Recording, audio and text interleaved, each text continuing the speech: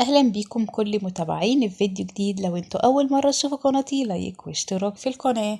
رؤية قاسم تدخل القفص الذهبي من جديد بعد أشهر من وفاة خطيبها المرحوم السابق.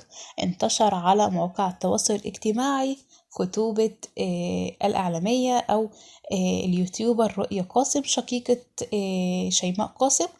طبعا اللي بيعرفش رؤية قاسم هي تعتبر رؤية قاسم من إحدى الشخصيات النشيطة على منصات التواصل الاجتماعي، فهي من مشاهير الوطن العربي على مواقع التواصل الاجتماعي بالتحديد دولة العراق، وهي طبعا صانعة محتوى، كما أنها درست الإعلام وعملت في مجالها.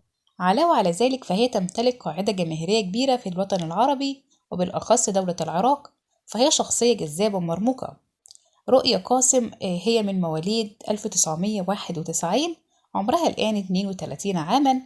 الجنسية تحمل الجنسية العراقية، وهي تعتنق الديانة الإسلامية. زي ما قلنا المؤهل العلمي بكالوريوس إعلام. في الساعات القليلة الماضية انتشر صور رؤية قاسم وهي مع شاب آخر يقال إن هو خطيبها. طبعا حاجة عادية خالص يا جماعة، المشكلة إن واحدة بعد وفاة خطيبها بس يعني ناس بتقول إن يعني ما فاتش كتير، ما فاتش سنة مثلا، لا ده كام شهر بس، يعني من كام شهر انتشر صور خطوبة رؤية قاسم والناس كلها كانت فرحانة، وبعدها بفترة قليلة توفي خطيبها، ربنا يرحمه ويغفر له رب العالمين.